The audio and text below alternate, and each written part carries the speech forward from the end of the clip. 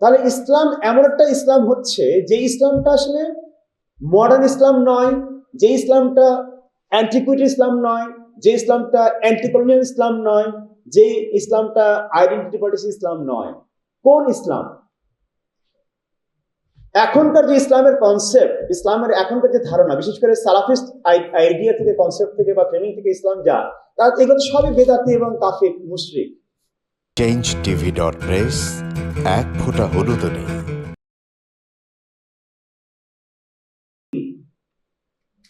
লালন ফকির কিন্তু ইটনের সময়, মানে যে সময় তার পরের ঘটনা, যদিও ঝরে বললেন, কিন্তু লালন ফকির কিন্তু ইটনের এই টাইম যে সময় রেখা তার যে 1204 থেকে 1760, লালন ফকিরের জন্ম কিন্তু, মানে লালন ফকিরের কাজের সময়টা কিন্তু এর পরে।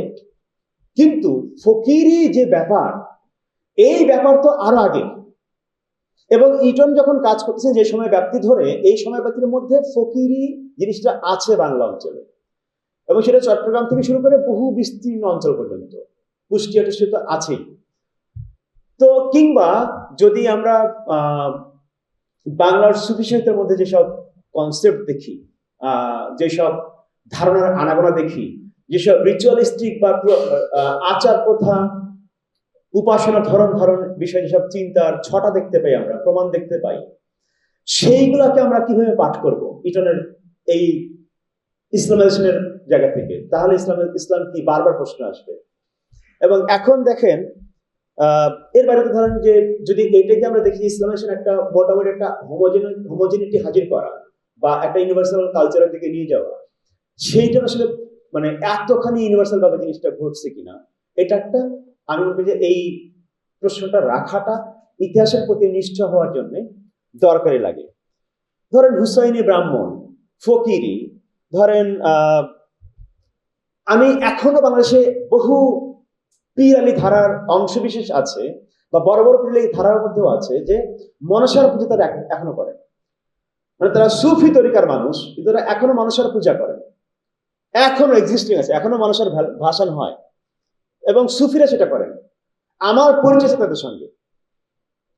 তো এইগুলোর ব্যাখ্যা কি তাহলে? মানে অর্থাৎ হচ্ছে যে, তাহলে ইসলাম এমন একটা ইসলাম হচ্ছে যে ইসলামটা আসলে মডার্ন ইসলাম নয়, যে ইসলামটা অ্যান্টিকুইটি ইসলাম নয়, যে ইসলামটা অ্যান্টিকলোনিয়াল ইসলাম নয়, যে ইসলামটা আইডেন্টিটি পলিটিক্স ইসলাম নয়। কোন ইসলাম? এখনকার যে ইসলামের কনসেপ্ট, ইসলামের এখনকার যে ধারণা, বিশেষ করে সালাফিস্ট আইডিয়া থেকে, কনসেপ্ট থেকে বা ফ্রেমিং থেকে ইসলাম যা, তার এগুলো সবই বেদাতি এবং কাফির, মুশরিক। এটা তো ধরেন সারফেস লেভেলের কথা, কিন্তু ইসলামিক এবং ইসলামিকেট, এই যে ধরনের বিতর্কটা আছে, এইটাকে হয়তো হক্সিনিয়ান জায়গা থেকে চিন্তা করলে কিছুটা ইসলামিকেট বলা যেতে পারে। কতখানি ইসলাম, সেটা নিয়ে প্রশ্ন তোলার জায়গা আছে তো আসলে। আর যদি আমাদেরকে বলতে হয় যে না এটা ইসলাম, তাহলে আমাদেরকে ইসলাম সম্পর্কে কোনো একটা বড় ধারণার আগে তৈরি করে নিতে হবে, যেটাকে আমরা বলতে পারি যে হ্যাঁ, এই সবকিছু সহ ইসলাম হয়, ইসলামিক হয়। যেমন শাহ আহমদ বলছেন যে কেউ যদি মানে ইয়া আলী বলে, মুসলমান না হয়েও, ওটাও একটা ইসলামিক এক্সপ্রেশন হয়েছে তার। এখন এইরকম, কিংবা জাহাঙ্গীরের সেই পানপত্র সহ, সে মদ খেয়েই মুসলমান, কয়েকশো বছরের মুসলমান, মানে আমরা তো মদও খাই, আমরা মুসলমান। মানে এটা নিয়ে বড় বিতর্ক আছে যে হালাল হারাম কত বড় স্প্যান, তার মধ্যে কোনটা মুবা, কোনটা মাকরু, কোনটা কি, এই বিতর্ক আছে, যেটা ক্রিটিক করছেন ইরফান আহমেদরা, শাহ আহমেদের। কিন্তু সেটা বাদ দিলাম আমি। আমার বক্তব্য হচ্ছে যে ইসলামাইজেশন কথাটা ব্যবহার করতে গেলে এখনকার জ্ঞানের জায়গা থেকে চিন্তা করলে এইটাকে আমরা একটা মানে কোন একটা ফর্মে ইসলামিকেট হয়তো বলতে পারবো। ইসলাম বলার ক্ষেত্রে আমাদেরকে আরো একটু ভাবতে হবে, অথবা আমাদেরকে ইসলামের সংজ্ঞা ধরে নিতে হবে সেইটা, যেটার কথা আমি বলতে চাচ্ছি, যে কোন ধর্মের ট্রান্সহিস্টোরিক্যাল বা ইতিহাস অতীত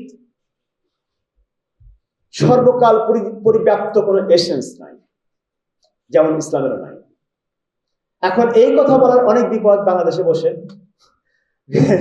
কিন্তু এইটা একটা বড় প্রশ্ন তাহলে যে, এবং আমি মনে করি যে এই বইটার গুরুত্বটা এখানেও, যে সাম্প্রতিক ইসলামিক স্টাডিজের সঙ্গে এই বইটাকে মিলায় পাঠ করার একটা গুরুত্ব বা একটা ইন্টারেস্টিং একটা পাঠ হইতে পারে। আমার বলা শেষ করে আনছি প্রায়। দ্বিতীয় আরেকটা যেটা কথা বলতে চাচ্ছি সেটা হচ্ছে যে আধুনিকতার মধ্যে তো আমরা আছি, প্রভাবের মধ্যে আছি, অভিজ্ঞতার মধ্যে আছি, মানে ঔপনিবেশিক বর্ণবাদী আধুনিকতা। এইটার যে সেন্সিটিভিটি, এইটার যে সংবেদনশীলতা, এইটার যে জ্ঞানতাত্ত্বিক এবং চিন্তা পদ্ধতিগত যে আধিপত্য এবং দাপট, সেইটা যতক্ষণ আমাদের মধ্যে স্বাভাবিক হয়ে উঠছে, সেইখান থেকে আমরা যেভাবে এতকাল ইসলামকে, ধর্মকে, কালচারকে বুঝে আসছি, সেই বোঝার বাইরে এই বইটা কতখানি, এইটা আমার কাছে একটা বড় প্রশ্ন। এবং সেই বোঝার বাইরে যদি আমরা না, মানে সেই বোঝার ব্যাপারটাকে বা এই বোঝার পলিটিক্সটাকে এনগেজ করে পাঠ না করলে সম্ভবত এখন এই বইটা পাঠ করার ক্ষেত্রে আমাদের একটা ঘাটতি থেকে যেতে পারে বলে আমার কাছে মনে হয়। বিশেষ করে ইসলাম বিষয়ক বিতর্কের, ইসলাম একটা অবশ্যই গ্লোবাল হিস্ট্রিক্যাল একটা বড় ঘটনা, সেইটা বিষয়ে এখনকার সাম্প্রতিকতম যেসব বিতর্ক, হকসল থেকে শাহ আহমেদ পর্যন্ত, বা আজিজ আল আজমেদের যে আলাপ, যে এই যেটা বললাম যে ইসলাম একটা ট্রান্স হিস্ট্রিক্যাল ব্যাপার নাকি হিউম্যান হিস্ট্রিক্যাল ব্যাপার, যেটা কিনা প্রতিটা হিস্ট্রিক্যাল কনটেক্সটে তার নতুন চেহারা রূপ নিচ্ছে, যেটা উনি যেখানে বলে যে Islam in antiquity, not Islam and antiquity. অর্থাৎ লেট অ্যান্টিকুইটি বা প্রাচীন যুগের শেষ ভাগে ইসলাম হাজির হচ্ছে, এই যে ব্যাপারটা সেটা একরকম, আর ওই যুগের সঙ্গে ইসলাম কি করলো সেটা একরকম, দুরকম পাঠ, দুরকম এপিস্টেমিক বা জ্ঞানতাত্ত্বিক একটা পাঠাতন।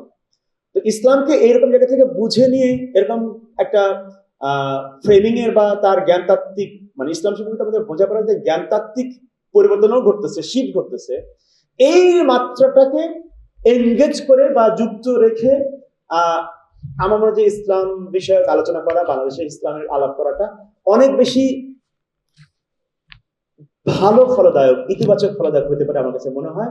তা না হলে যেটা হয় যে অবশ্যই এই বইয়ের গুরুত্ব অসীম, বিশেষ করে আমি যখন বলবো যে পরিচয়বাদ বিরোধী অবস্থান থেকে এই বইটা বড় ভূমিকা রাখতে পারে। এই বইটা একটা পরিচয়বাদের ক্রিটিক হিসেবে পাঠ করা যেতে পারে, কারণ এখানে সেই সব টেক্সটের উদাহরণ আছে, নবী বংশ থেকে শুরু করা বহু টেক্সটের উদাহরণ আছে, যেগুলা আমাদের একটা মানে এক ধরনের বিশুদ্ধতাবাদী কালচারাল বা ইসলামিক পাঠ থেকে বিরত রাখতে সাহায্য করে। কিন্তু একই সঙ্গে আমি মনে করি ইসলাম বিষয়ক যে সর্বসাম্প্রতিক যে জ্ঞানতাত্ত্বিক বিতর্কগুলো আসছে, ওটাকে মাথায় রেখে এবং বর্তমান কালের যে ঔপনিবেশিক বর্ণবাদী আধুনিকতা, জাতিরাষ্ট্র, পরিচয়বাদী রাজনীতি, এই মাত্রাগুলোকে সঙ্গে রেখে রেখে কি করে এই বইটা পাঠ করা যায়, বা পাঠ করাটা ইন্টারেস্টিং কিনা, পাঠ করাটা জরুরি কিনা, আপনারা ভেবে দেখবেন।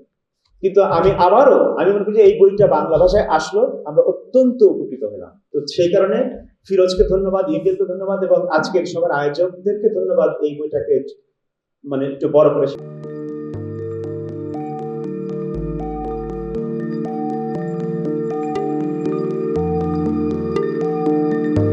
পহেলা জানুয়ারি 2026 ইউটিউব জার্নালিজমের অগ্রদূত changeTV.press সংগ্রাম মুখর 7 বছর পেরিয়ে পা রাখলো গৌরবান্বিত 8 বছরে। এই আনন্দ প্রহরে সবাইকে নিরন্তর শুভেচ্ছা।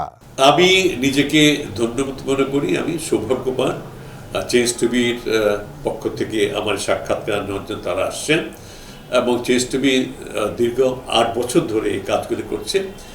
আমি তারা অনেক ভালো কাজ করেছেন, দেশের মানুষের সুখ দুঃখের কথা প্রত্যক্ষ তুলে ধরছেন।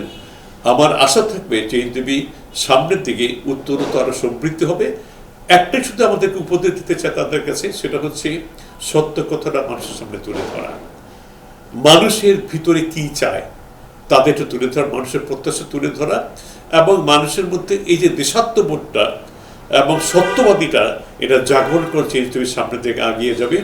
এবং যারা দেশের কথা চিন্তা করে এবং দলমত নির্বিশেষে যে লোকগুলো আছে, তারা দেশের কথা চিন্তা করে, দেশের উন্নয়নের কথা চিন্তা করে, কোনো পক্ষপাতিত্ব করে না, তাদের বক্তব্য দেশের মানুষের তুলে ধরা, এই কাজগুলি সামনে এগিয়ে নিয়ে যাবে, এটা আমাদের প্রত্যাশা। অনেক ধন্যবাদ আপনাদেরকে, দেশবাসীকে, দেশবাসী সবাইকে আমি ধন্যবাদ জানাচ্ছি। changeTV.press এক ফোঁটা হলুদ নেই। আমরা শুধু আপনাদের কাছে একটাই আবেদন করব, মিথ্যার পিছনে দৌড়বেন না, সত্যকে ধারণ করেন, সত্যকে জনগণের কাছে তুলে ধরেন।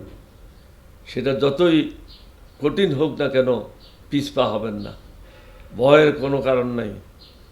আল্লাহর সাথে থাকেন, আল্লাহ আপনাকে সাহায্য করবে। কোনো মানুষের কাছ থেকে কোনো সাহায্য কামনা করবেন না। ধন্যবাদ। changetv.press, এক ফোঁটা হলুদ নেই। হ্যাঁ, চেঞ্জ টিভি আমি বিশেষ কারণে দেখি সুযোগ পেলে, বিশেষ করে তোমার অনুষ্ঠানগুলো যখন হয় আগে পরে আমি দেখে থাকি, ভালো লাগে, উপস্থাপনা ভালো, মোটামুটি সব কিছু ভালো। আমি তাদের শুভকামনা করি এবং চেঞ্জ টিভি আমি আশা করি সবসময় নিরপেক্ষ, যেহেতু এই চেঞ্জ টিভিটা সংবাদ প্রচারের একটা মাধ্যম,